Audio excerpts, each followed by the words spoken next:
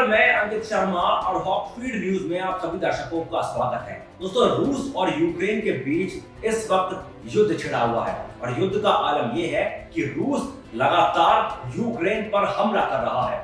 Ukraine में लगातार गोलीबारी हो रही है, बम धमाके हो रहे हैं। अगर आलम पर नजर डालें तो यूक्रेन में इस वक्त सिर्फ तबाही का आलम देखा जा सकता है और इस तबाही के आलम की मुख्य वजह है इन दोनों देशों के बीच जो ये जंग छिड़ी हुई है और कहीं ना कहीं रूस का पलड़ा भारी दिखाई दे रहा है। लेकिन इस बीच ये इन दोनों देशों के बीच ये जो युद्ध है, इस युद्ध में भारत ने एक बड़ी चाल चल दी है और इस चाल का खामियाजा इनमें से किसी एक देश को भुगतना पड़ सकता है। पूरी खबर और पूरा मामला हम आपको विस्तार से बताएंगे, लेकिन सबसे पहले देश की जनता से हमारा सवाल है कि आप इन दोनों देशों में से आखिर किस देश का समर्थन करते हैं। ये राय हम अपने देश की जनता से जानना चाहते हैं, जिससे हमें ये पता लग जाएगा कि आखिर इस मुद्दे को लेकर हमारे देश की जनता क्या सोचती है। इसी के साथ पूरी खबर और पूरा मामला हम आपको विस्तार से बताते हैं। दरअसल यूक्रेन में कहर बरपा रहे रूस को रोकने के लिए प्रतिबंधों का दौर जारी है, लेकिन रूसी राष्ट्रपति पुतिन पर इसका कोई असर नहीं हो रहा है। इस बीच यूएनएससी में रूस के खिलाफ प्रस्ताव लाया गया, जिस पर तमाम देशों ने वोटिंग की। भारत ने इस मुद्दे पर बेहद समझदारी दिखाते हुए रूस के हमले की निंदा की, लेकिन वोटिंग से परहेज किया। इस तरह वोटिंग से परहेज करने वालों में चीन और यूएई भी शामिल रहे। यानी कि समझदारी भारत ने इस मुद्दे को लेकर ये दिखाई कि निंदा तो रूस की, लेकिन वोटिंग से परहेज किया। ना तो यूक्रेन के पक्ष में वोट डाला, ना रूस के पक्ष में वोट डाला, यानी कि डिफेंसिव मोड में भारत चला गया। इसी के साथ संयुक्त राष्ट्र में भारत के स्थायी प्रतिनिधि टीएस त्रिमूर्ति ने कहा कि सभी सदस्य देशों को रचनात्मक तरीके से आगे बढ़ने के लिए इन सिद्धांतों का सम्मान करने की आवश्यकता है। मतभेदों और विवादों को निपटाने के लिए बातचीत ही एक मात्र रास्ता है। हालांकि इस समय वो कठिन लगता है। खेद की बात है कि कूटनीति का रास्ता छोड़ दिया गया। हमें उस रास्ते पर वापस लौटना होगा। इन सभी कारणों से भारत ने इस प्रस्ताव पर परहेज करने का विकल्प चुना। तो ये विकल्प भारत ने चुना कि भारत इस मुद्दे पर कोई वोट नहीं करेगा। लेकिन कहीं ना कहीं अगर देखा जाए, जो तमाम आंकड़े नजर आते हैं, उन आंकड़ों के मुताबिक अगर नजर डाली जाए तो कहीं ना कहीं भारत इन दोनों देशों में से रूस का समर्थन कर सकता है, क्योंकि रूस भारत का बहुत पुराना मित्र है।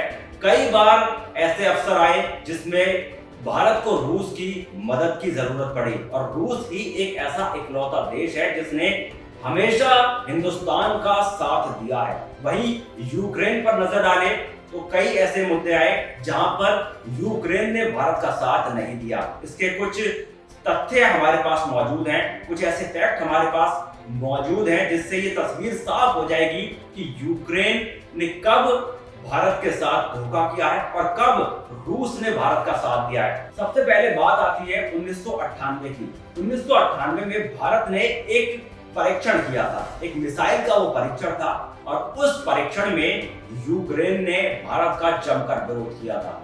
भारत का बिल्कुल भी साथ उस वक्त पर यूक्रेन ने नहीं दिया था। ये 1998 की बात है। वहीं अभी कश्मीर का मुद्दा उठा, आपने देखा होगा अंतरराष्ट्रीय मंचों पर जमकर कश्मीर का मुद्दा उठाया गया, लेकिन उस वक्त यूक्रेन ने कश्मीर मुद्दे पर भारत के खिलाफ ही वोट किया था। तो ऐसे में कहीं ना कहीं ये उम्मीद जताई जा सकती है कि अगर मुद्दे की बात आई तो हिंदुस्तान शायद यूक्रेन का साथ नहीं देगा, क्योंकि यूक्रेन ने भी भारत का साथ नहीं दिया। वहीं रशिया की बात करें तो रूस भारत का बहुत ही पुराना मित्र रहा है। आपको बता दें कि 1965 और 1971 का जब युद्ध हुआ था, पाकिस्तान से भारत का युद्ध हुआ था, तो उस वक्त भारत को मदद की जरूरत थी, सैन्य संसाधनों की जरूरत थी, हथियार की जरूरत थी, तकनीक की जरूरत थी। और उस वक्त जिस देश ने भारत का साथ दिया था उस देश का नाम है रूस। रूस ने 1965 और 1971 की लड़ाई में भारत का साथ दिया था। वहीं ये सिर्फ ऐसा पहला मौका नहीं था, उसके बाद भी तमाम ऐसे अवसर आए जहां पर रूस ने हिंदुस्तान का साथ दिया। आपको बता दें कि रूस की तकनीक की मदद से भारत ने कई ऐसी मिसाइल हैं जिनका उत्पादन किया। उन मिसाइल के नाम है ब्रह्मोस, आकाश और पृथ्वी। ये ऐसी मिसाइल हैं जो कि रूस की तकनीक पर आधारित है, यानी कि भारत ने रूस की तकनीक इस्तेमाल करके इन मिसाइलों का निर्माण किया था। इसके अलावा सुखोई M30KI ये एक फाइटर जेट है और ये फाइटर जेट रूस ने हिंदुस्तान को दिया। इसके अलावा Su-27S ये भी एक फाइटर जेट है और इसके अलावा S-400 डिफेंस सिस्टम, जिसे दुनिया का सबसे खतरनाक डिफेंस सिस्टम माना जाता है, इसे देने में भी रूस ने भारत की मदद की। इसके साथ ही कई ऐसे अंतरराष्ट्रीय मंचों पर अवसर आए जहां पर भी रूस ने भारत का साथ दिया, चाहे वो कश्मीर का मुद्दा रहा हो, चाहे आतंकवाद का मुद्दा रहा हो, चाहे चीन और पाकिस्तान से जब एक भारत की राइवलरी जो हमेशा से चलती आई है, उस राइवलरी पर भी रूस ने भारत का साथ दिया। तो ऐसे में अब कहीं ना कहीं ये कयास लगाए जा सकते हैं कि अब ये जो रूस और यूक्रेन के बीच जो युद्ध छिड़ा हुआ है, इस युद्ध में अगर भारत किसी का साथ देने के लिए उतरेगा तो सिर्फ और सिर्फ रूस का साथ भारत इस मुद्दे पर दे सकता है। वहीं अब इस मुद्दे पर वोटिंग की बात करते हैं कि आखिर और वो कौन से देश हैं जिन्होंने रूस के पक्ष में वोट किया और कौन से वो देश हैं जिन्होंने रूस के खिलाफ वोट किया। अब उन पर चर्चा करते हैं। संयुक्त राष्ट्र सुरक्षा परिषद में भारत, चीन और यूएई ने तो वोटिंग से परहेज कर लिया। रूस ने इस प्रस्ताव के खिलाफ वीटो का इस्तेमाल किया।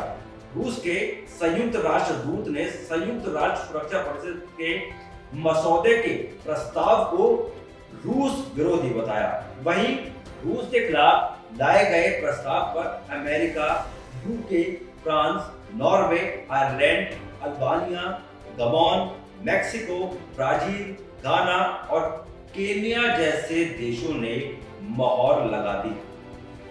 तो ये वो देश थे जिन्होंने कहीं ना कहीं अपने वोटिंग की प्रक्रिया इस कदर निभाई। और इस मामले को लेकर आप लोगों की क्या प्रतिक्रियाएं हैं, आप हमें कमेंट करके बताएं। इस वीडियो को, इस खबर को अधिक से अधिक शेयर जरूर करें, जिससे देश में ये जानकारी पहुंच सके, ये अपडेट पहुंच सके। और देश हित चैनल हॉकी को सब्सक्राइब करना बिल्कुल भी ना भूलें। फिलहाल के लिए जय हिंद, जय भारत, नमस्कार।